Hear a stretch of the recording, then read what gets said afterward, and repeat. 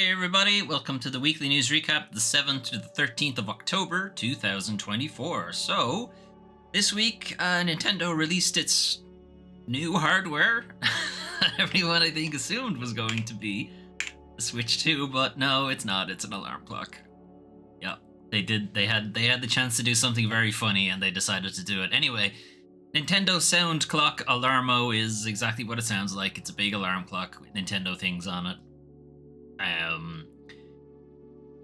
Basically, it's using the same kind of technology that a lot of the alarm clock or sleep tracking kind of apps that would use. Like you'd use your phone, and it uses kind of sonar waves to kind of figure out, if you're awake, if you're moving, that kind of thing. Some of them use gyroscopic things as well if you actually put the phone on the bed and that kind of thing.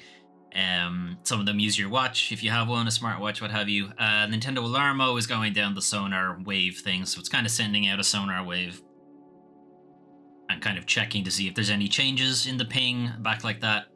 It's a similar thing that's used for like automatic lights in your garden, that kind of thing. Anyway, the kind of bigger selling point is that it's all like Nintendo sounds, and it reacts to you moving, and it makes different chime noises. If you have it set to something like Mario, it'll make power up pickup noises or picking up coins. You have it set to like Zelda, I think it's just general kind of like chimes and stuff you'd expect from Breath of the Wild. Some of the more interesting things is when there is an alarm going off, it will start with like some nice music from the game. And then the more you snooze it, the more insistent the music becomes. It starts to become like battle music, or like you're running out of time in a Mario level music, or one of the Guardian things is targeting you. It's like the Guardian targeting laser and stuff like that. Some like real anxiety-inducing music from the various Mario games. Anyway, that's Alarmo. It is not a Switch 2. If you're interested in it, I'm actually kind of interested in getting it, but it's not available in my territory right now, as I discovered when I tried to buy it. US, UK, Japan. That's kind of it right now. If you want to get it online through the Nintendo shop, you will have to have a Nintendo subscription, the Nintendo Online thing. And if you have access to like a brick and mortar shop, there are a couple of those, a couple of like IRL physical Nintendo shops. You can get them there instead. And then it'll eventually be full retail next year at some point for everybody. But right now it is pretty limited. Anyway, not a Switch 2. Continuing on with that though. So other updates from other places. Everhome has a release date. It's coming out November 11th. So Everhome is sort of a combination. I'm going to keep saying these slice of life games, Stardew Valley, because it is kind of Stardew Valley-esque to it. And then the second side of it is a combat thing. And as I always say with these games, they tend to only do one of them well, or they half-ass both of them. So I guess we'll see how this one turns out. I do like the look of it. It doesn't seem like a lot of these other kind of slice of life games that feel a little bit half done or half baked. This one seems like it's got a little bit more going on with it. The kind of general overarching story is your sister has gotten lost in this otherworldly thing, and while you're looking for her, you're having to make a place for yourself in the village, make the friends along the way and what have you, and then also go dungeon delving to try to figure out what has actually happened to your sister, and so on. Anyway, Everhome coming to PC November 11th, and I think it's PC only for now. It'll probably make its way to consoles eventually. Another game getting a release date. It's actually quite soon, much sooner than I was expecting. So I think it's the end of October. So this is The Rise of the Golden Idol. We played The Curse of the Golden Idol on the channel, I think earlier this year, but it might have been last year. Anyway, The Curse of the Golden Idol is a puzzle game. It's sort of an ad-libs kind of thing. So a little bit Return of the Obra Dinn, where you kind of have to fill in the blanks of what's going on. It's like, so who died in this location kind of thing, and like you have to figure out the name of the person involved and what they were killed with and so on, and sort of fill in the blanks in that way.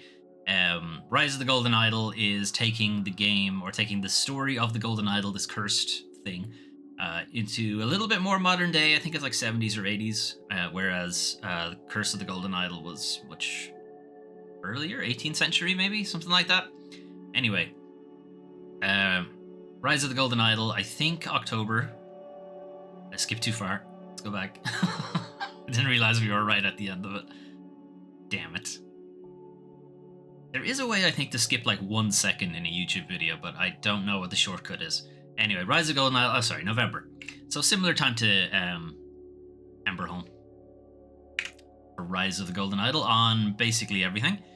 If you have a Netflix subscription, it will be free for you on PC or mobile. Then, kind of randomly out of nowhere, Alien Isolation is getting a sequel 10 years later. So Creative Assembly have been allowed to go back to do something that isn't real-time strategy game. So 10 years since the original Alien Isolation, still arguably the best game. The best Alien game, certainly. On the 10th anniversary, it seems only fitting to let you know that we have heard your distress calls loud and clear. This is coming from Al Hope, who's the original game's creative director. Today, I'm delighted to confirm on behalf of the team that a sequel to Alien Isolation is in early development. We look forward to sharing more details with you when we are ready, and there is nothing more to say about that. There's no concept art, there's no idea of where the story is going to go or anything like that. Just, we're making another one. And it is good that Creative Assembly are out of the mines, as is also mentioned here by Edwin Evans Thurwell for Rock Paper Shotgun. Kind of had the same idea for me. Or I had the same idea as them, or the same opinion, whatever. It's nice to see Creative Assembly getting work that isn't just Total War stuff. Isolation is the best Alien game I've ever played. This is coming from the review from RPG. Or RPS, rather. Yeah, it's... I mean, there aren't too many great Alien games in the first place, but Alien Isolation is probably the best one. Maybe... Alien vs. Predator, like the very first one, is also a pretty good game. But kind of arguably, is that an Aliens game? Or is it a Predator game? Is it an Alien versus Predator game? What way you want to look at it? Anyway, it's no Aliens, Colonial Marines. Right, moving on. 10 years later. Jesus, I feel fucking old. Well, I'm about to feel even older, I think, for some of these other games that are coming out. Anyway, Forgotten Memories Remastered. So this will be dropping next year at some point. So Forgotten Memories, you may not recall, is from like 2015 maybe, I think was when it initially launched. This was one of the first like fully premium games for the tablet, like the iPad. This was gonna be like a new wave of games, you know, you make them for the tablet and like do like touch interactions and stuff like that, things you couldn't do on console. And then the mobile games market just turned into horrible free-to-play slop, and this kind of game just didn't really go anywhere after that, which is unfortunate. It did eventually make its way to PC. When it came out initially, it was episodic. Abuse me. I'm not well, in case that wasn't obvious. Anyway, it was episodic at the time. It's okay. For what it was at the time, it was very impressive. When it did eventually make its way to PC, it could like the kind of finer controls you could get with something with a mouse and keyboard versus, you know, just your finger, obviously made the game a little bit too simple, I think, and they had to readjust it a little bit. But anyway, it is coming back, remastered, bunch of new visuals. I think there's a new scenario as well. But it's also going to be on mobile again too, so that will be interesting to look at, like side by side look at it. Anyway, 28th of October 2024. I thought this was going to be next year. I believe it's also coming to PC, so don't rely too much on the Switch App Store kind of thing. I could have sworn it was October of next year. Anyway, I don't know why these mannequins are all cheeked up. Where did I read it was next year? Maybe it's the PC version that's next year? Anyway, moving on. Otherwise, it's, the end of this month. Continuing on with making me feel old, 14 years now. Red Dead Redemption, finally going to be PC later on this month. So over a decade later, 14 years, finally going to be available to play on PC. This has been called for a very, very long time. It's like one of the few Rockstar games that isn't on PC. And it's kind of egregious, really, at this point. But anyway, eventually going to make its way there. As well as the Undead Nightmare DLC. It's going to PC October 29th. Here's all the PC bells and whistles that you can maybe possibly take advantage of. 4K resolution, 144 hertz refresh rate, ultra wide, HDR10, a bunch of other things that I don't know. Well, I know a few of these. To be fair, frame generation might look as muddy as you might expect. Anyway, there is like a refresh of it came to console a while ago. That wasn't great, but it did eventually get like a 60 FPS patch, which definitely made it a lot better. Although I haven't looked into it since then. Anyway, this hitting October 29th. Continue to get even older. Tomb Raider 1 to 3 has had its remaster already, and now we're looking at Tomb Raiders 4 to 6 remastered. So this is going to include Tomb Raiders 4, 5, and 6, or better known as Tomb Raider The Last Revelation, 1999, Tomb Raider Chronicles, 2000, and then Tomb Raider The Angel of Darkness in 2003 that arguably killed the franchise for a very long time. It wasn't then until like Tomb Raider Legend came out a good while after that. And Tomb Raider Anniversary, and then Tomb Raider Underworld. And then there was a pause for a good while, and then it was sort of like the reboot Survivor Tomb Raider trilogy came out after that. Anyway, Tomb Raiders 4, 5, and 6 coming next year for February 14th, I believe. There's a couple of games. You're going to see 14th of February thrown around a couple of places here. We have Tomb Raider coming out then. We're going to have, I think, Date Everything has been delayed till then as well. Assassin's Creed Shadows has been delayed to February 14th. A lot of things hitting on Valentine's Day. Anyway, I always felt these three games are always kind of a bit strange. Like Tomb Raider The Last Revelation, they did try to do something a little bit different and got a bit slated for it. Then Tomb Raider Chronicles, they went back to basics and they got slated for that. And then Tomb Raider The Angel of Darkness, they went, what do you guys want? We're just going to do something really fucking weird. And they got absolutely destroyed for doing it. But basically, they just couldn't do anything with Lara at this point, and they really did just have to give her a break. And that's what the PS2 trilogy of games were effectively. Anyway, moving on, because we're getting older still. Star Wars Episode 1 Jedi Power Battles forcing its way to PC and consoles next year. What? Why this game 2000? Good God, I feel so fucking old. Right, so by the time this comes out, it'll be 25 years later. So if you are not familiar with Jedi Power Battles, and it being 25 years, entirely possible you aren't, this was a PS1 game. It's not good. I will come out and absolutely say it is not a good game, but I love it. I could not stop playing it. There's just something about how shit it was, but then it also massively rewarded you being really good at parrying.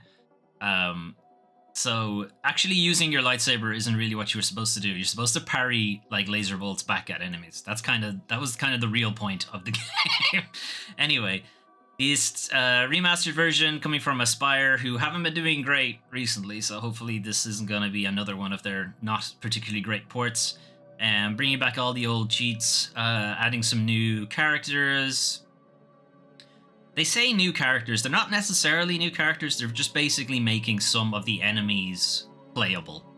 That's kind of where they're going with it.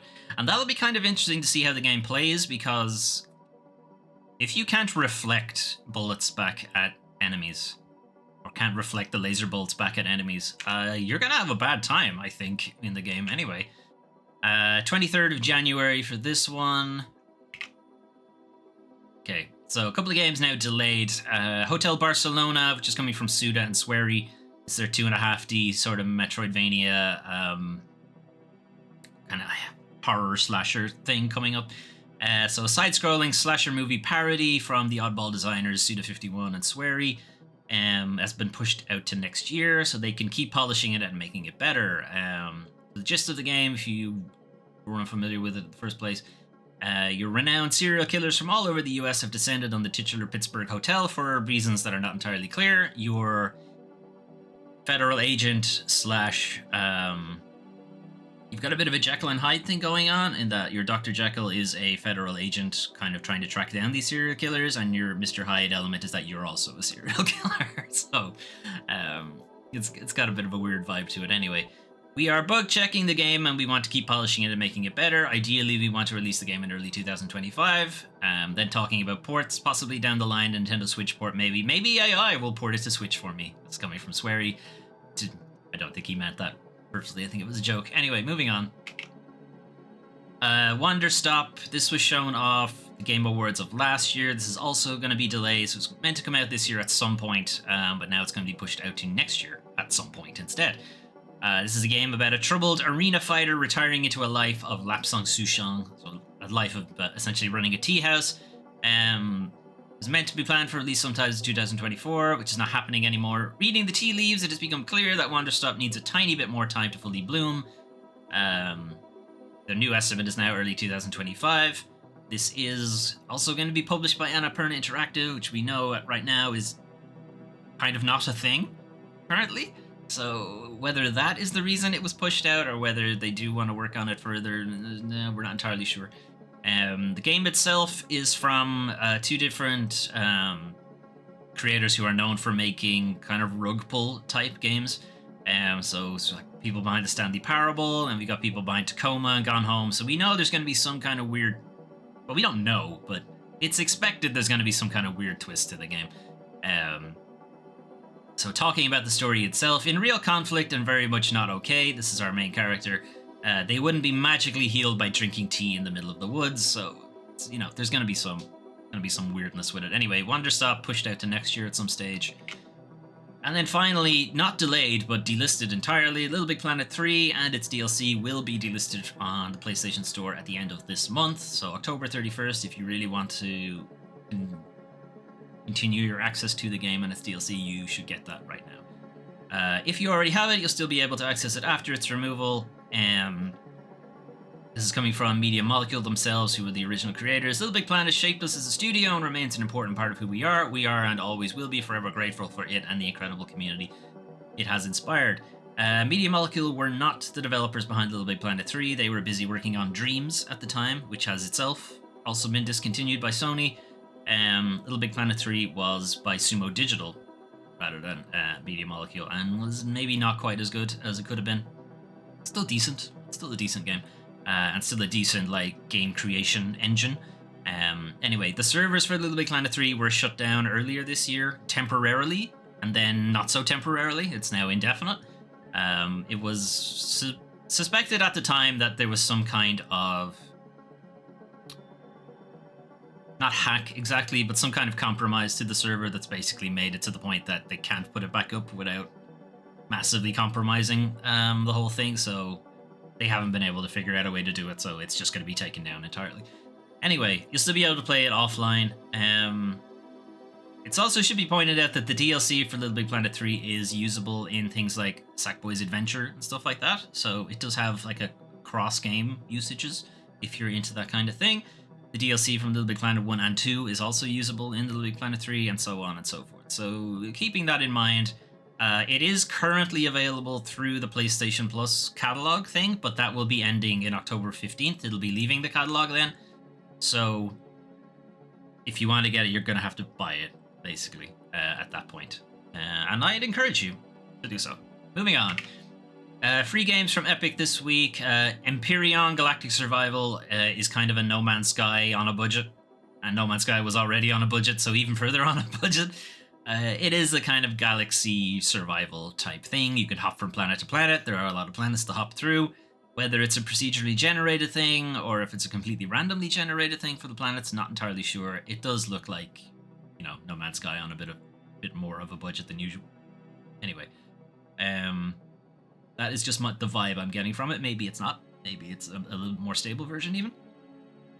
You can try out yourself because it's free. And then there were two games. So the second game is Outliver, not sure, Tribulation, which looks like Scars Above, effectively. You may recall, I think we played a little bit of it last year. Scars Above as one of a one-shot fully played games a bit. Outliver, Tribulation is meant to be a survival horror thing that has some kind of Souls element to it. I don't know. Scars Above billed itself as much the same thing. To me, that just sounds like your typical third-person shooter that is probably harder than it really should be. Anyway, again, it's free. Try it out yourselves. You can figure it out here.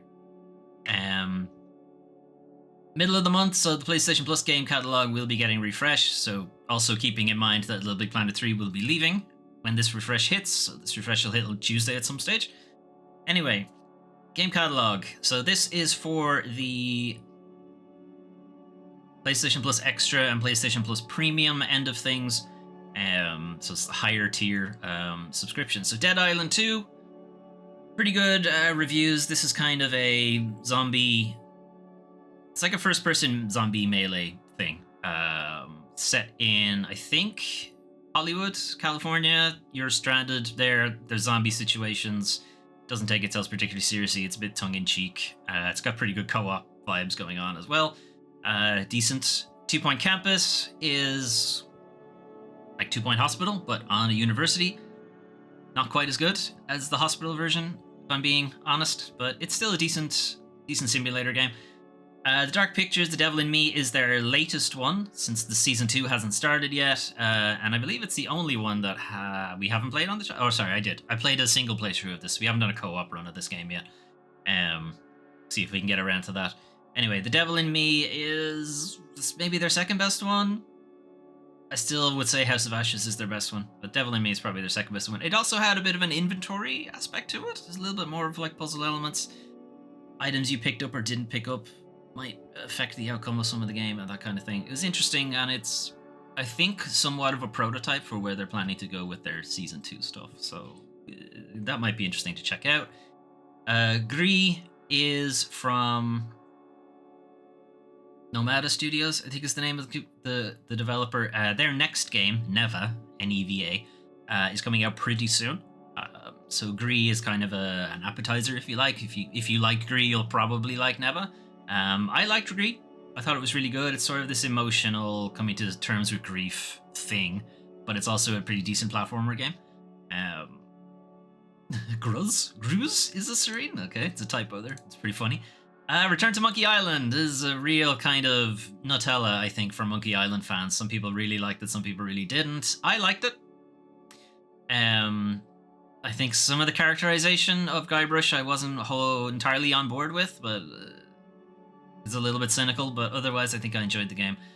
Anyway, Return to Monkey Island is a sequel to the Monkey Island series. It's long overdue from one of the original creators, and I think discounts anything from the third game onwards. I think it did keep parts of the third game, like Murray is in it, who only showed up in the third game, so there's that. Anyway, good, fun game, well written. Ghostbusters Spirits Unleashed is the VR game, I think. It's fun multiplayer game. It's perfect for oh no, it's the 4v1 asymmetric thing, isn't it? Yeah, okay. So it's you play as 4 Ghostbusters, or somebody else can play as a ghost, and you hunt down the ghost kind of thing. Firefighting simulator, I assume, is exactly what it says on the tin. Overpass 2 sounds like a driving game. Yeah, it's like an off-road driver racing game, rather. Tour de France 2023. It's pretty old. Okay, cycling game. Ghost Recon Wildlands, I think, has been there before. It's an open world, like, tactical military shooter type thing. It's okay. It's not great. Over into PlayStation Premium, which is the higher tier, which is where you get VR games and classics and stuff like that. Last Clockwinder is a Lemmings VR type game. Dino Crisis is often thrown in with Resident Evil. It's essentially Resident Evil with dinosaurs. There's a lot of way that people make it out to be. And yeah, the first one, yes. Dino Crisis 2, arguably you could probably say the same thing. Dino Crisis 3 was a bit of a weird game. But anyway, Dino Crisis 1, OG, very good game. Don't let the visuals put you off. And then Siren, or Forbidden Siren, as it was known in the UK, is a kind of Japanese folklore survival horror type thing. It's pretty creepy. It's not quite. I think it was named by some of the same people from the Silent Hill team, but I'm not entirely sure on that one. And then R-Type Dimensions is, I mean, if you're familiar with the R-Type games, they're shmups, so something like Super Stardust, Resogun, that kind of thing, if you're more familiar with some of the more modern ones. Interestingly, for Siren, or Forbidden Siren, it is using Sony's new in-console emulator. So this isn't the first time Siren has actually been released for like PS4, PS5. It has actually been released before. Back in 2016, they released it on the PS4, but it didn't run particularly great. The issue was that they were reusing some of the PAL versions. And if you are not old enough to know what that PAL and NTSC is a thing and having to deal with it, like, you probably don't have to pay taxes like that right now. Anyway, there was an old thing that PAL and NTSC. So NTSC was US and Asia, and PAL was Europe. And these were essentially compatibility modes for television. And the issue was refresh rates, frame rates, stuff like that. NTSC eventually became the de facto. It was like 60 hertz that eventually became 120 hertz and so on. And then PAL at the time was 50 hertz up to 100 hertz kind of stuff. So as you can see, there's it's a 10 hertz difference there, which usually ended up being like either a 10 or a 20 frames difference, which basically meant that games on the PAL version would run slower. So I'm used to games being much slower than they actually are. It's kind of weird. It was kind of weird to find out that I'd been playing Metal Gear at like in super slow motion. Anyway, when they ported the games over to the console, they ported the PAL version into the EU, which is, you know, sticking with contractual obligations and stuff like that, is the one that would make sense. But since NTSC eventually became the de facto version, TVs didn't really handle it properly. There was stuttering. They had to pull it. Anyway, now they're using a different emulator. It's hoped Sony's return signals Sony has more faith in its refresh emulation system.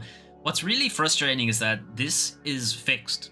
This is a known issue that had been running through emulators for years, way before Sony decided to, you know, put an emulator in the PS4, put an emulator in the PS5, and they just didn't take any of those learnings and decided to start from scratch. It's really frustrating. Anyway, ultimately, it's hard to accept Sony's efforts when the retro hardware community has collectively solved so many of the issues here, most notably developing a range of genuinely good upscaling methods and filters that you might actually want to use. This came from Digital Foundry around the same time when the original 2016 emulator came out. Anyway, maybe this will signal that, you know, they've heard everybody's annoyances. We don't want PAL. We didn't want PAL in the first place, but we were stuck with it. Anyway, those are some of the games you can play soon. What if you wanted to play something right now? Well, speaking of Siren, Silent Hill, and so on, Silent Hill 2 Remake is out this week. If you had paid the pre-order, you could have played a little bit of it last week. Or not a little bit of it, you could have played a lot. You could have played the whole thing last week, really. Anyway, initially when it was announced, there was considerable reluctance that this would actually be any good. Bloober Team being attached to it. They don't exactly have a great track record of dealing with nuanced, you know, psycho horror and stuff like that. But from a lot of the reviews and from streamers and so on, it seems like they did a pretty good job. Maybe not 100% nailed it, but they've gotten like 80-90% of the way there. So good enough. And the original game is still around. There's a thriving modding community around it that has made the PC version like very good. Like when the PC version initially released, God, it was awful. But mods have effectively made that really, really good at this point. So you have both versions now. If you get it on PC, you can get the mod that gives you the enhanced version of Silent Hill 2. Or if you're, you know, you just can't put up with the controls and the clankiness and the clunk of the original game, you can play the remake, which is getting some pretty good reviews. And I'll be giving it a shot at some point when it's not $69.99, because it's a lot of money. I can't say yes to that amount of money. Anyway, Silent Hill 2 remake, Metaphor ReFantasio. Even though this is also $69.99, I will probably say yes to this because it's just looks like it's going to be a really good JRPG. Anyway, this is from Atlas. Specifically, it's the team behind the Persona series. A lot of people have been saying that Metaphor is very much Persona, but in like medieval fantasy kind of elements to it. And some people have gone a little bit further to say that it's considerably better than Persona. It's got a pretty strong like inclusivity and like political leanings in the story. It goes much further than your typical 101 classes for these kind of things, you know, actually delving into some of the really nitty-gritty elements of it, and then is also just a good game in its own right. So yes, I will probably pay the full price for this one. I'm not sure I can stomach paying full price for both games, though, is the issue. Anyway, some smaller games. Shady Night. So Shady Night looks like kind of like a bit of a neon white, bit of a like neon white and Ghost Runner vibe to it, but like medieval fantasy thing. So it's a bit of a speedrun vibe. You are moving very quickly. You die very easily. On the other hand, enemies also die very easily, and you have this kind of grappling hook mechanic. It is very much an arcadey type game. Go fast, kill enemies quickly, get to the end of the level as fast as you can, kill everybody along the way. I do love it's just very quick and very kinetic, and I do really like that idea. And hopefully it plays well at the same time. It looks like it's playing pretty well. Anyway, Shady Night is PC only for now, as far as I'm aware. Let's say at the end of this. Yep, Steam only, maybe. Anyway, I imagine that'll make its way to console at some point. Moving on from that, our last game of the new releases is Phoenix Springs. Phoenix Springs is a detective, whodunit kind of adventure thing. Has been gotten a lot, as you can see, a lot of rewards for. A lot of its rewards are for its art style and its narrative in particular. So its art style is quite interesting. You don't really see these kind of vibrant greens, yellows, reds a lot. A lot of detective games tend to be fairly muted, but this kind of color palette is really interesting to look at. And then the narrative storyline behind it, I'm not going to give away. But you are looking for somebody in Phoenix Springs, and you don't know where they are, and that's kind of the gist of it. And it's got a little bit of a Twin Peaks weird shit going on thing as well. Anyway, Phoenix Springs. Unfortunately, though, it is now time to talk about the worst part of video games, the video game industry. Now, this isn't necessarily bad news or good news or whatever on its own. But there's a reason it's in industry bullshit. Anyway, Disco Elysium's spiritual successor in development from leads of cancelled sequel. So, this is coming from people who formerly were working for Studio Zelm, the people behind Disco Elysium. We have talked on the channel a bunch of times about the absolute just rancid shit going on after Disco Elysium came out, how people were treated, the original writers were pushed out. There was maybe a hostile takeover going on, money was stolen, maybe allegedly it's still going through the courts. The people behind the games were treated very poorly and this kind of thing. This in general, it's been very, very bad shit happening. Anyway, so this studio, named Longdo, is a new independent studio comprising staff from Disco Elysium as well as developers from the likes of Bungie and Rockstar. Notably, it does not involve Robert Kurvitz or Alexander Rostov, who were the original creators of Disco Elysium. So these are people who worked on the game. Some of them were in principal positions, but they were not the tippy top guys. They're billing their next game will be some kind of groundbreaking psychogeographic RPG. The fuck does that mean? I think in general, what it's essentially supposed to be is the decisions and the choices you make in the game doesn't just reshape the narrative, it reshapes the world you're playing in and the characters and stuff like that. So it seems like it'll be coming from a much higher level even than Disco Elysium was. It will draw inspiration from Disco Elysium, obviously, and also Planescape Torment, also a very good narrative game. Longdo were inspired by decades of old classic RPGs, Ultima, Wizardry, Fallout, Planescape, Disco Elysium. It's a lot of good names they're dropping there, so that's all good stuff. No further details have been provided. All we were given was this picture, which does have a bit of a Disco Elysium vibe to it, so there is that. It is also Disco Elysium's 5th anniversary this week. Anyway, why is it in industry bullshit? Well, it's in industry bullshit because another Disco Elysium alumni studio is also opening up, and it's not the same one as we just talked about. Yet another studio formed of Disco Elysium alumni has announced a cerebral sci-fi RPG, just to confuse you. Anyway, so multiple former Disco Elysium developers will be joining this team. This team is called Dark Math Games. And their first game, Psychogeography Mechanic. No, that's from the other game. Anyway, this game will be XXX Night Shift. I'm going to give you a little bit of the trailer. And if you've played Disco Elysium, you'll be very, very familiar with what you're seeing here, because it is basically a carbon copy of the opening of the game. So if you don't quite recall, in the opening of the game, your main character is coming out of a drunken dream fugue state, waking up to hear his limbic system and his physical body arguing with themselves. Disco Elysium has very strange kind of ideas, but anyway, this is kind of what the whole gist of it is, and the trailer is just this argument between the two of them on what's going on. And then you wake up in this bed that is fucking enormous. Anyway, Triple X Night Shift is what the game is going to be called. It is not, as you might have expected, one of those like sex games that you would see on Steam, expecting to see it in, with somebody's ass displayed right in front of the key art. But anyway, almost. It's a pair of legs instead. A cerebral sci-fi RPG set in a posh polar hotel about a detective, get this, solving gruesome murders, breaking sacred hearts, or just killing bloody time. Again, this one more than the other felt like we're just going to do Disco Elysium again, but make it a woman this time instead. The trailer is a rework of the waking scene in Disco Elysium. Yep, it's Harry wakes up slowly to the quarrelling sounds of his limbic system and his sense of deep worthlessness. You play a detective on holiday at an Antarctic ski resort in the year 2086. Yeah, and Disco Elysium did have somewhat of a future vibe to it, but it was also a completely different universe. But anyway, you're stranded at the off-season resort with unforgettable guests, wild parties, and mad secrets. Again, it does feel like we're going to retread Disco Elysium, more or less. So that's two studios coming in the same day. Both of these were released and are announced at the exact same day. This one has a trailer to go with it.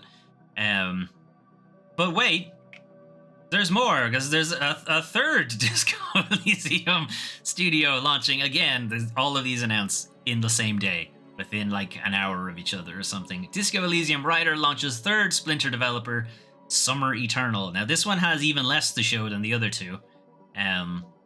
But this is actually involving like specific writers from the game who were there all the way to the end. They were pushed out earlier this year. We talked about it, that there was a sequel DLC in the works for Disco Elysium, then a full-blown sequel were in the works.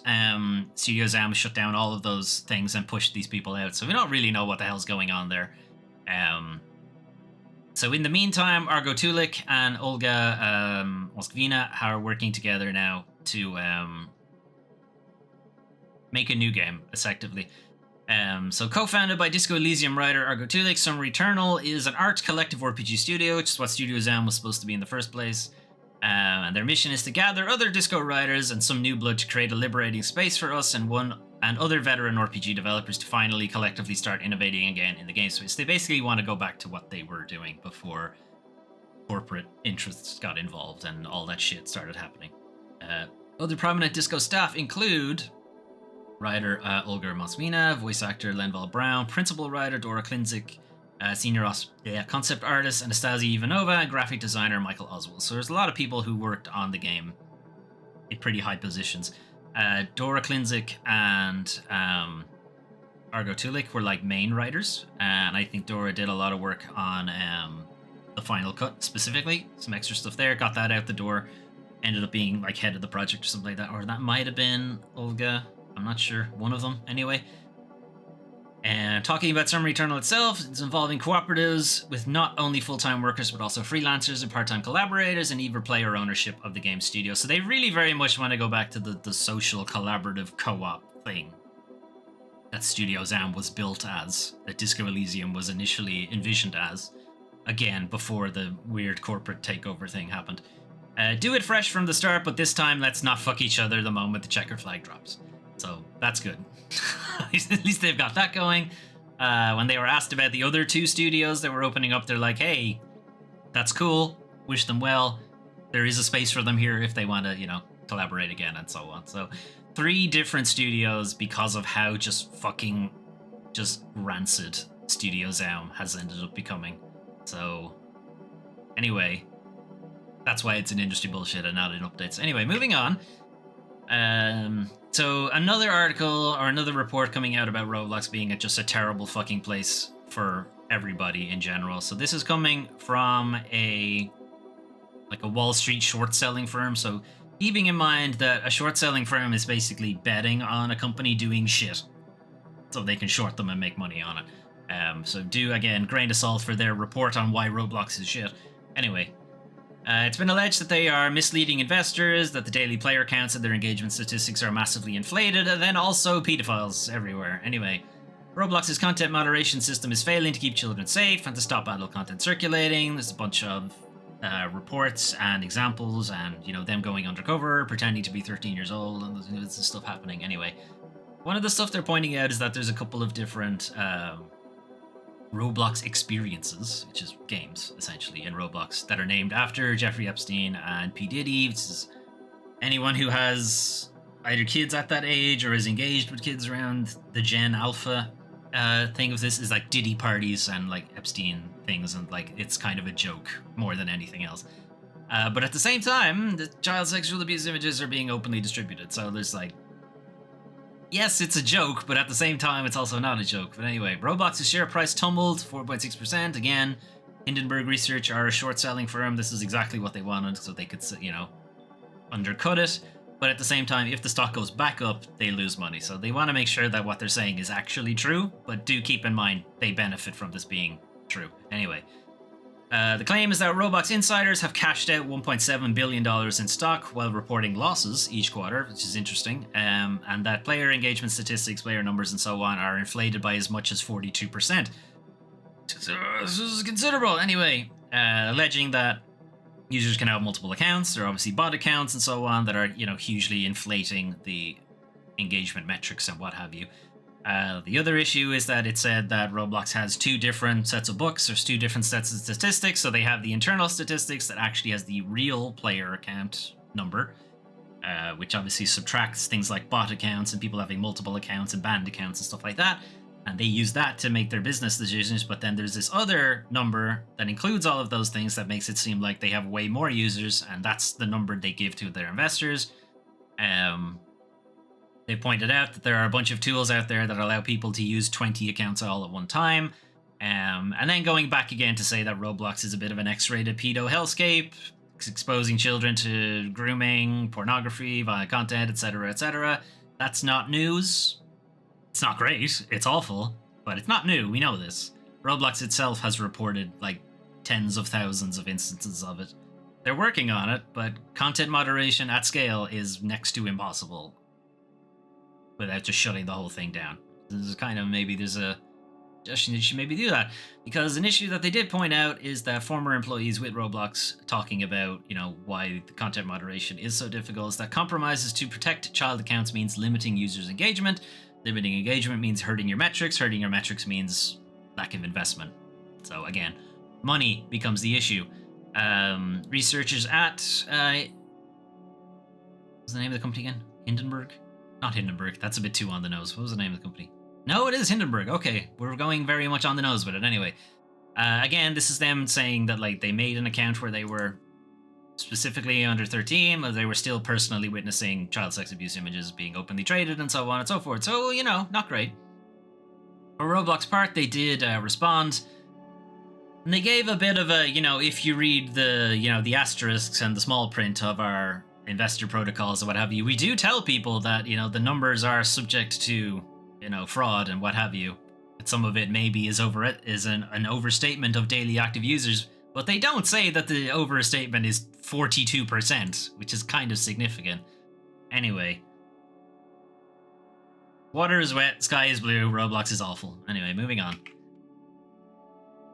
Okay, so this is so Paradox were giving a couple of interviews, and there's a number of different outlets that all have all have slightly extra different details and missing some details and so on. So I picked out this one from Game Developer, but just keep in mind, lots of outlets have gained access to the Paradox people to kind of talk about these kind of things, and they all had a little bit different things to say.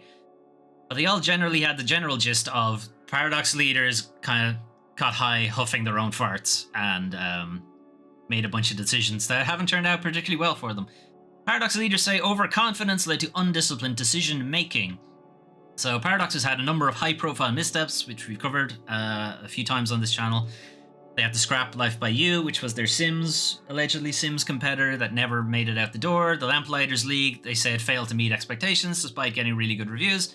And Citizen Skylines 2 just ran like absolute shit when they launched it, as well as a great number of other things that they've made mistakes on in the past while. This is alleged that the company perhaps took too many risks after becoming a victim of its own success. So they thought, we were great, we can't possibly make any mistakes, everything we touch turns to gold. And then they decided to essentially start making things that they didn't have experience in. And there are a great number of studios, more than we've covered, that have decided, hey, let's try to make something new. Figure out that that's not actually going to work. We're not good at that. Let's go back to doing our old thing. But instead of going back to doing their old thing, they just keep going. And that's how we got Anthem. That's how we got Redfall. That's how we get a lot of those things. That's how we got Cyberpunk, and so on. Anyway, we had a period of a couple of years ago where we invested a lot of money, and quite a lot of it, into projects we were not very used to doing. We had this idea that we could go fairly big early on and still be successful. I think we've been proven wrong on several of those accounts, but at least they're saying that, we got it wrong. Now, one issue is that they maybe don't quite understand why they got it wrong, but we'll get to that in a minute. Anyway, they've been taking risks on projects well outside of its comfort zone. There's something to be said for taking risks outside of your comfort zone. So we talked about Creative Assembly earlier and how they've been kind of just doing Total War for a very long time, and they decided to take a risk and do Alien Isolation and made one of the best survival horror games ever. And then we're forced back into doing the Total War stuff. You have Respawn, who are normally first-person shooter people, and they made the Jedi Fallen Order stuff, which are pretty good games. There's something to be said for going outside your comfort zone every now and then. And sometimes you knock it out of the park, and sometimes you don't. You're not always going to get it right.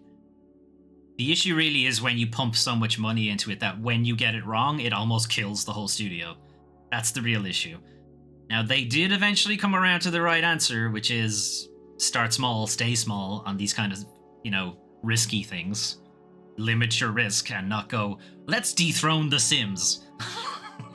Maybe start smaller than that. Anyway, we grew too fast, we had cash on hand, we trusted that a larger team would mean less risk, but now we've realized it's the opposite, the smaller teams are better. The size of the team, it wasn't the issue, really, I would argue. Smaller team, bigger team, it really doesn't matter. It was the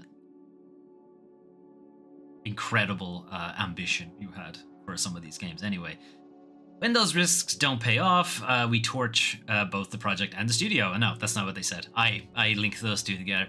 When the risks don't pay off, we had to make cuts, and we killed off Life by You, and Paradox Tectonic had to be put on the chopping block, and a bunch of other things. Notably, the people who made those decisions to go risky didn't lose their job, and they're still at the top making decisions that almost killed the whole company. See that maybe somebody else should have lost their job? No, let's not do that. So when they were talking about Life by You, why did they decide to kill it and not bring it out? We can't release with characters that look like this. With seeing an early iteration of Life by You, it wasn't the only area of concern, but was one of them. Have you seen what The Sims look like? Really, anything could look better. Anyway, they were talking about how, could we bring people over from The Sims 4 and would they be okay? Whether The Sims 4 players would be satisfied with any of the features in Life by You, and the brutal answer was no. Did they actually ask them? I'd argue they didn't, but whatever. They decided for themselves that The Sims 4 players wouldn't be satisfied. A certain experience with making games, I guess you can make that call yourself. You're never really going to know before you release the game, I suppose, or put it into early access or whatever, whether the player will be on board. I think the idea with trying to specifically take players from The Sims 4 rather than just people who want to play that kind of game but don't want to give money to EA, which is the bigger market. I mean, it's probably the people who play The Sims 4, but I would have played it. I just don't want to play The Sims. I want to play something else. Anyway, even though it was planned to be an early access game, I think with early access you need to release something that is actually very, very fun and quite polished. This has been a kind of issue I've brought up about early access, is that it's lost the, hey, we're just getting started vibe to it. This is a work in progress. Things are going to be a bit broken. It's kind of lost that vibe and has instead become a soft launch of the game. And when it's reported on, it's kind of reviewed. They do a full critical review of the game as it launches into early access. And that hurts the whole early access vibe of, hey, we're working on this, work with it together with the player, we can make this better. Instead, it's being here's the finished product. It's almost being looked at. I would argue that's a media mistake. They've started treating it as soft launching the game. And to be fair, some publishers have treated early access as a soft launch, and that's kind of muddied the waters a little bit. But it does mean that like a smaller team can't release something into early access when it should ordinarily be released into early access, and they're instead having to develop it much further along. And then when they do eventually release it into early access, it's practically finished. I think that's a mistake. And it's kind of muddying the waters for what early access means, but it does mean on their sense of things that if they were to release Life by You the way it was, and it was reviewed, it would get like not very good scores. People would compare it to The Sims. That's a finished product, very mature at this point. It wouldn't come across favorably to them. So you get why they did it. But I think there's an issue in that early access has kind of lost what its intention, the whole point of it was in the first place. But anyway, that's a different discussion. The Lamplighters League was met with positive reviews, but they still decided to not go ahead with it because it didn't make its money back. They do eventually talk about later on in this article where they're like, oh, we want to release early and, you know, it shouldn't always be about the money and we want games for the long haul. But then when they released Lamplighters League and it didn't make money, they just cut ties with it completely. So they're still kind of not really quite getting it. Anyway, another issue with the Lamplighters League is that the developer behind the Lamplighters League, Harebrained Schemes, wanted to keep making games like it, and Paradox had basically went, it's not making enough money for us, so we're going to cut ties with them. But anyway, City Skylines 2, when it was released, was shit. Anyway, had issues that should not have been seen in the game at release. That's one way of putting it. So if you were aware of that, why did you release it? So they released it because it's such a high-profile project. Why did you release it before it was ready? Both companies had agreed. So both companies, is Paradox, is the publisher, and Colossal Order, the developer, had agreed it was time to launch. Why? The game wasn't ready. In what way could you possibly agree it was time to launch? This is why you delay games. And you have delayed games. Prison Architects was delayed. Anyway, only if they emphasized that players would need to meet very high system requirements to do so.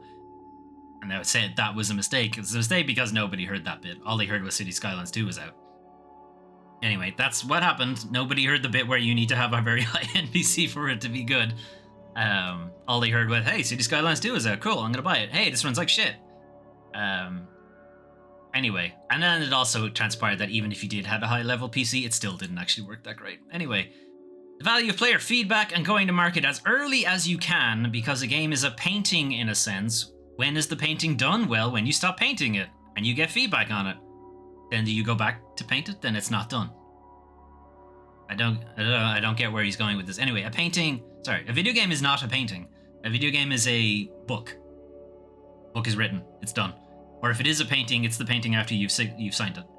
Like, the comparison is very strange. If they want to compare it this way, it's more like it's a building or a house and you're in the middle of building it and you haven't furnished it yet. Like, I mean, that's kind of the way to look at it instead. I don't agree with the comparison. And I also don't agree with the going to market as early as you can, because when you did that with City Skylines, it shit itself. And Life by You, you didn't even let it go to market as early as it can. Are we hiding a lot of work in as early as you can?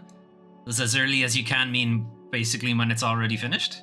Is that what that's supposed to mean? Anyway, the game needs to be good enough. The key features need to be good enough. Then we can work on the game for a long time. Hey, how about you finish the game before you launch it? How about you do that? How about you get like 99% of it and then you can work on the rest of it? Then we can work on the game for a long time. Shouldn't be fixing bugs. Shouldn't be fixing things that should never have made it into the gold launch. Things that should never have made it into version 1.0. Working on the game for a long time should be fixing like extremely niche, hardly ever seen edge case bugs. And like new stuff. If you want to keep going that way. You know, if you want to turn it into a long-term investment, which is what Paradox tend to do with their games.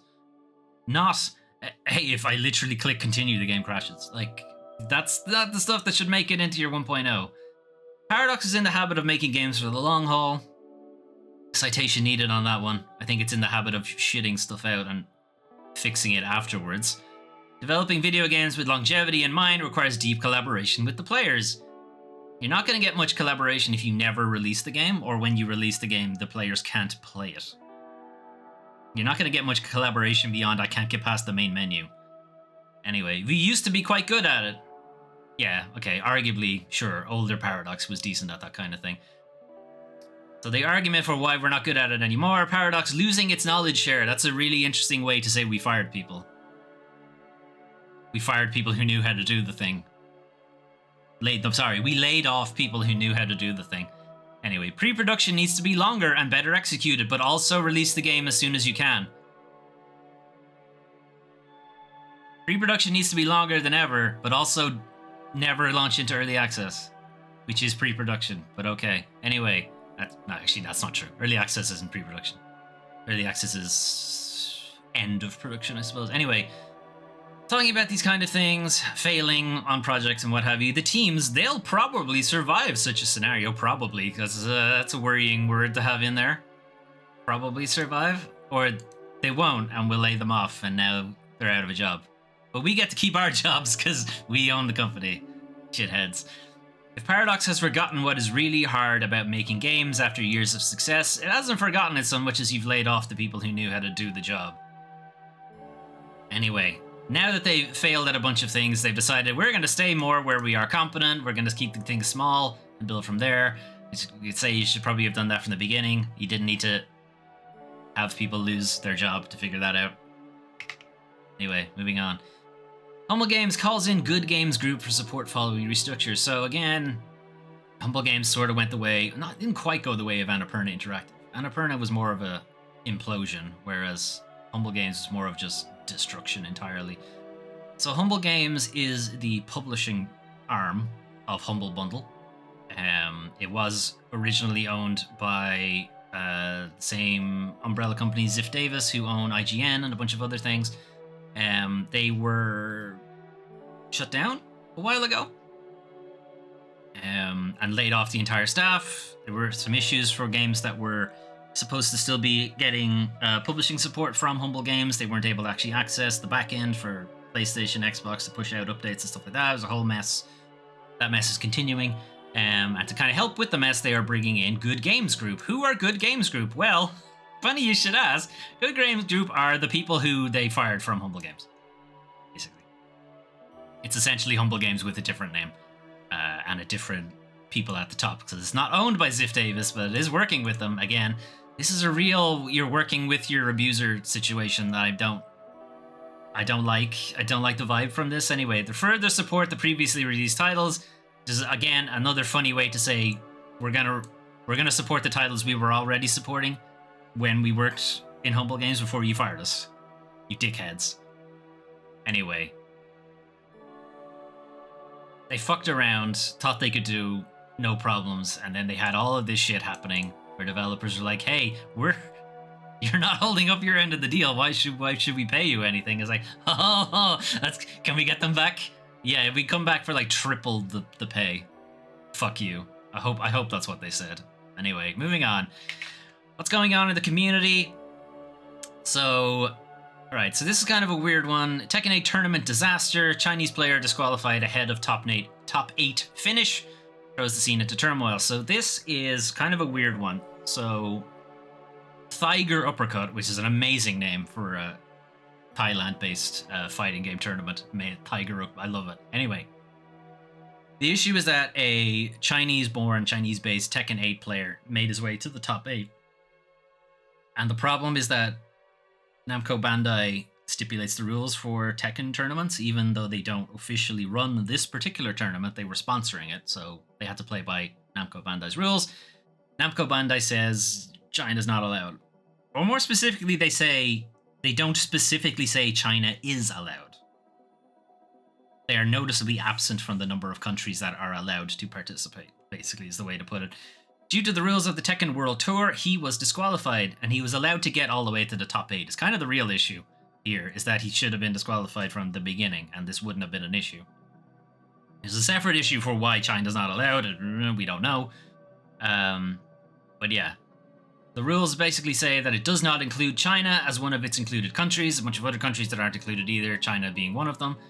Players from a country not listed outright cannot compete. So it's more of like a green list. You have to be from one of these countries, as opposed to a red list where if you're from any of these countries, you're not allowed. Like it's kind of a weird setup. Why is China not included? Don't know. Oversight? Who knows? It's possible they're just copying server locations, and there's no server in China for Tekken, so maybe that's why. Tekken 8 has no dedicated servers in China. That's kind of assumed that's the reason why, but it still seems like a weird one. Some people out there think it's Namco Bandai Namco, whoever taking a political stance. It's not. They're corporate thing. They make money. They don't give a shit about politics. If anything, they'd want more people in. So why specifically they don't? So why was XCC even allowed to enter the tournament in the first place? Why did it take until he reached the top 8 before he was disqualified? And also to point out, the tournament was held in Thailand. They would have had to pay for their travel, accommodation, all of that to get there. It's held in person. By the time you get to like the top 8, top 32, whatever, I think it's all held in person at that point. XCC is the name of the player, had eliminated a number of really good players to make their way to the top 8, so conceivably somebody else would have been in their position and so on. Why were they allowed to get that far? Basically, it's just an oversight. Somebody did not manually... Someone would have to have checked through like 500 or whatever people who applied to go into the tournament. Somebody would have to manually check all of them, and to specifically not just check for like China. That's what you're looking for. You're looking for just this set of countries that are allowed, and you're then having to manually check whether they're in any of those countries. For XCC's part, he never hit it at any point. He specifically says on his application, China is listed as his home location. The really like just shitty part of this though is that if you're, from China or any of the countries not associated or not listed, you can't attend any of the major events associated with the game. It really hamstrings the competitive scene for Tekken, Street Fighter, any of the other ones that have similar rule sets. We're only talking about Tekken because they got all the way to the top 8 and weren't just disqualified immediately. Tiger Uppercut itself has been around for about 10 or more years. It is not owned by Bandai Namco, but it is sponsored by the Tekken World Tour, so they do have to play by the rules. What does this mean right now is that players like XCC essentially can't be world champions in spite of their personal skill, and China will be left in the dark. That, to me at least, is a fundamental value that built the Tekken scene as we know it, thrown to the wayside. The whole point is that anybody can play it. Anybody can be world champ and recognized for their skill in the game, and now we're saying, no, only these specific countries are allowed. Which is kind of against the whole fighting game community. Now, for Bandai Namco's part, they have released a statement saying that the rules may be changed. Maybe is, asterisk, who knows when that'll actually happen. Hopefully it will. On some lighter news, with Silent Hill 2 remake coming out, the mods are, of course, immaculate. So we've got the usual suspects. Thomas the Tank Engine has made their way in, Ultraman has made his way in, CJ from Grand Theft Auto San Andreas has made his way in, and of course, they brought back the Comic Sans sign from the PC release of Silent Hill 2. So the mod scene is thriving pretty well on Silent Hill, as you might imagine. Alright, anyway, speaking of, let's leave Silent Hill to loop in the background. So that is your news for the 7th through the 13th of October 2024. Nintendo had the chance to do something very funny, and they decided to do it by saying, hey, here's our new hardware, and it's not the Switch 2. It's a fucking alarm clock that I kind of want as well. It's like $100 though. It's a lot of money, and I got far enough to getting it in my cart and everything. But then it said, give me your address, and I was like, Ireland? And they're like, what the fuck's Ireland? Never heard of it, apparently. UK? No, not the UK. Fought a fucking war about that, guys. Several of them. They're happy enough. It's really annoying because you go to log in on the Nintendo website. They do push you to the Nintendo UK because there's no Nintendo Ireland website. So they push you to the UK website. But when you want to buy something, suddenly they don't know what Ireland is. Fuckers. Sake. Anyway, so I can't get a Nintendo alarm clock. If you can get one for me, that'd be great. Anyway, moving on. Um, a lot of games, remasters, and so on. I do like that some of like bad, quote unquote, bad games are getting some remasters, and possibly we'll get some new eyes on them. So stuff like Tomb Raider: Angel of Darkness, when it came out originally, was absolutely shit on. It didn't run particularly great, but also there's a dual protagonist thing, and at the time it was kind of seen as they're trying to push Lara Croft out and push this male guy in instead, and he was male Lara Croft, and then eventually we got Uncharted out of that anyway, so that kind of answered that story. But at the time it was seen as like, what are you doing? This is Tomb Raider, it should always be Lara Croft.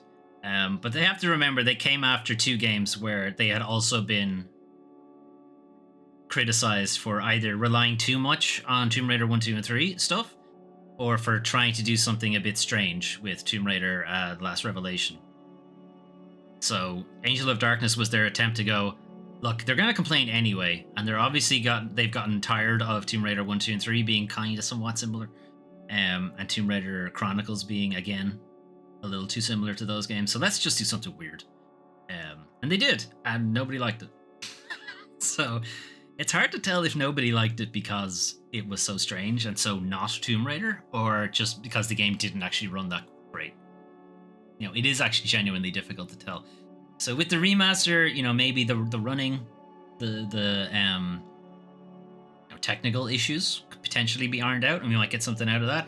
Star Wars Jedi Power Battles is not a good game. It is a terrible game that I love. It is not good. It is extremely unfair. You will die for stupid reasons, but I don't know. I just really, really liked it at the time. 25 years. Holy shit. Anyway, I am low-key excited to actually play that again. On more modern consoles and what have you. With trophies and cheats and that kind of thing. Hopefully the cheats don't disable trophies, because I don't like the idea of trying to platinum that game with its original difficulty. Because as I said, it's unfair. You will just die for seemingly random reasons. God, the platforming in that game is fucking trash as well. Anyway, but I still really want to play it. Getting Red Dead Redemption on PC, great. Finally, preservation, amazing. It's finally out of the PS3 mines, the Xbox 360 mines, whatever, jail. It's now on PC, and obviously we're going to get Thomas the Tank Engine mods, and Arthur Morgan will probably be modded in, and maybe grab some stuff from RDR 2 and get that into the original game. The mod scene, I think, will be pretty amazing for that game. They must be just waiting for mod ideas at this point, and they can't wait to get in there. Couple of games delayed. I mean, a delayed game obviously has the potential to still be good. A lot of them being pushed to the same week and day is a little concerning. A lot of things are coming out on Valentine's Day, or in and around Valentine's Day. That's... So there's two ways to look at this, is that January, February time for like the AAA industry is generally when they dump games that they don't think are going to do well. If they thought it was going to do well, they push it out beforehand. So that's a concern for Assassin's Creed Shadows. For indie games, not so much. Indie games, it's more of a case of too many games are coming out at the end of the year, and we don't want to be just invisible. So we're going to push them out to be, you know, outside of the Christmas run-up, essentially. So it's two different sides of the market. The AAA market tends to want to get all their games out before Christmas so that, you know, parents or whatever, or whoever can buy them when people are spending their money. People are obviously a little freer with their money around Christmas holiday time, you know, whereas afterwards they've spent all their money, they don't have as much. Indie games might do a little bit better after that time because they tend to be cheaper. But again, a lot of games all coming out in and around the same time is obviously a problem. Little Big Planet 3 getting delisted. It doesn't look good for Media Molecule, basically, because they've had Dreams delisted, or not delisted, but Dreams' servers have been taken down, which is largely the biggest selling point for the game. Little Big Planet 3 had lost its servers already earlier in the year, and now the game itself is being fully delisted. Again, it doesn't look good for Media Molecule. And I think they've already lost a bunch of their like head creatives as well. So they are working on something. Whether it's another kind of game creation engine, which is what Little Big Planet and Dreams were, or is it a more traditional game like Tearaway or Sackboy's Big Adventure kind of thing? We don't know. It's a little disappointing because I guess it didn't make the money for them, but it's something different that Sony had in their library, you know, that isn't just another open world collectathon thing that is Horizon, Ghost of Tsushima, God of War, Last of Us. You know, they're a little too similar. Okay, Last of Us isn't open world, but you get what I mean. Like Astro has shown that, or reminded them maybe to Sony that, you know, they don't all have to be the same fucking game. You can make something different. They're in this position now that they don't. I know I'm going off on a Sony rant again, but they're in the position that they don't have anything to put out because they put all their eggs in these giant games. The giant eggs basket. I don't know. It's all ostrich eggs. There's no like small chicken eggs or duck eggs or anything like that. No, all just big fucking emus eggs just thrown in the basket. I know where I'm going with that metaphor. Anyway, moving on. The monthly games is decent, I think, for PlayStation this week or this month. Forbidden Siren I rented when it came out originally, and I never finished it, so I do actually want to go back to that. And again, as we were saying about the emulator, that could mean a return of a bunch of PS2 games. Could make their way back now if they finally solved the thing that had been solved by the community ages ago, which was the PAL NTSC issue. Basically just said, fuck it. Nobody liked PAL in the first place, just who cares? Sony is obviously going to be a little bit more hamstrung because they're up, an actual legal company that would have legal issues and responsibilities, whereas a bunch of dudes on the internet obviously do not. Anyway, hopefully that has been sorted out, and we get some more good stuff going on there. What was the other PlayStation classic? It was R-Type, it was Forbidden Siren. What was the other one that I actually did want to play? Forgotten it now. Anyway, new releases, Silent Hill. Yeah, we're gonna get around to playing that at some point. Metaphor probably won't play on the channel because Sega and Atlas are a bit weird about copyright stuff, so we probably won't play that one on the channel. That'll be an off-stream one for me. Phoenix Springs we will get to at some point, more than likely be next year though at this stage. And third game, Shady Night. We might do a Polly Plays Games a bit, see how well it runs on the Steam Deck. Anyway, yeah, industry bullshit. 3 Disco Elysium studios all within one day. It's like, wow. And then also, oh dear, which one do we actually... Can I possibly support all 3 of them? I don't know. The third one, Summer Eternal or something like that, at least has most of the original team. Like, none of them have the original like creators of Disco Elysium, because I think they're just done with video games at this point because of how shit everything turned out.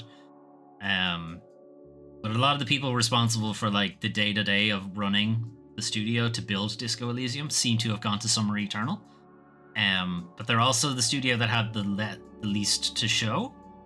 Long Do, we don't quite know who's actually part of that studio specifically, like actual names.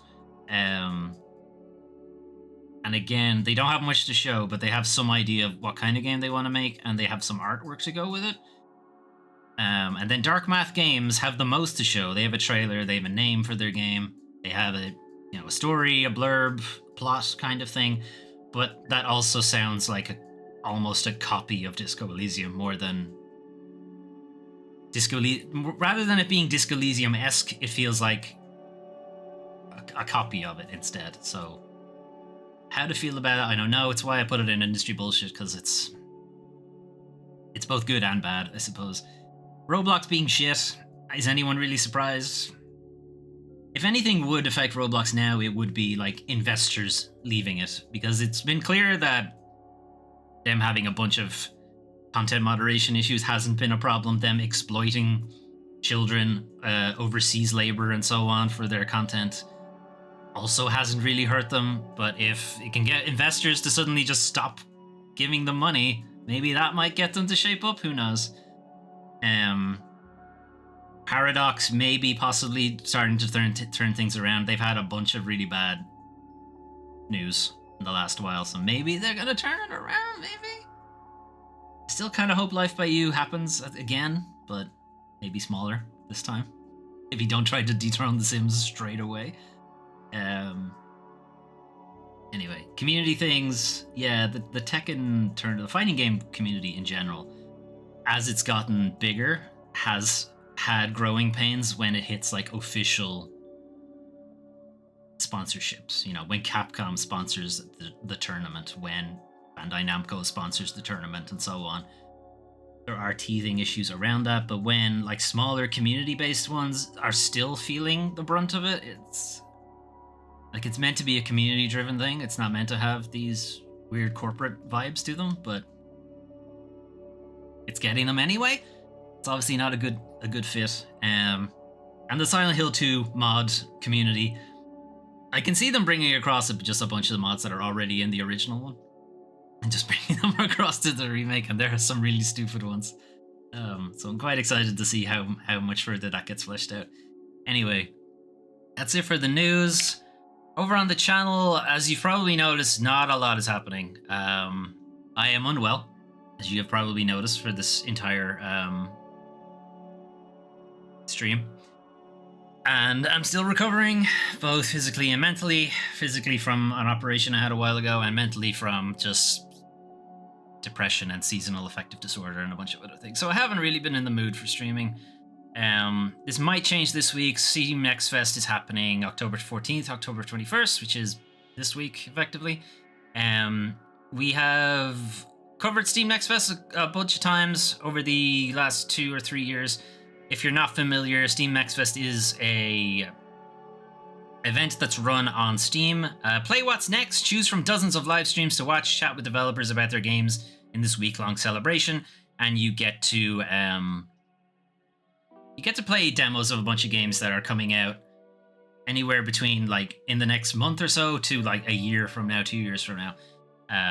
So it's getting to play games like in some cases way earlier than you would ordinarily be getting to do. And in some of them, it's just it's a glorified marketing thing for some of them as well.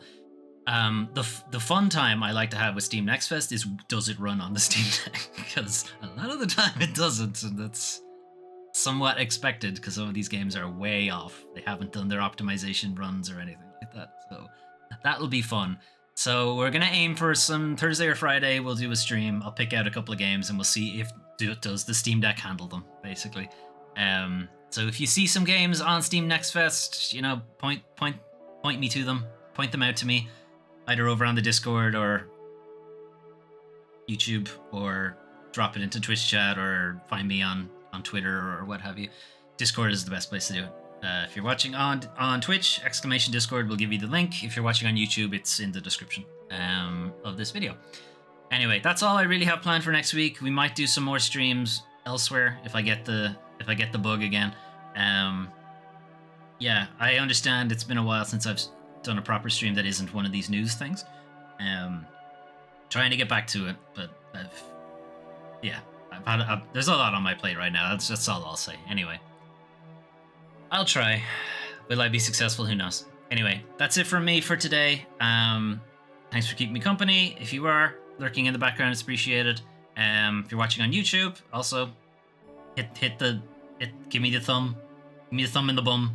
Don't do that. Well, maybe. Anyway, like, subscribe, all that shit. See me on maybe Tuesday. We'll be for Hollow Body. I don't know. But definitely Thursday, Friday, something like that. Steam Next Fest. All right. Have a good one, everybody, and talk to you. I don't know. Eventually. Bye.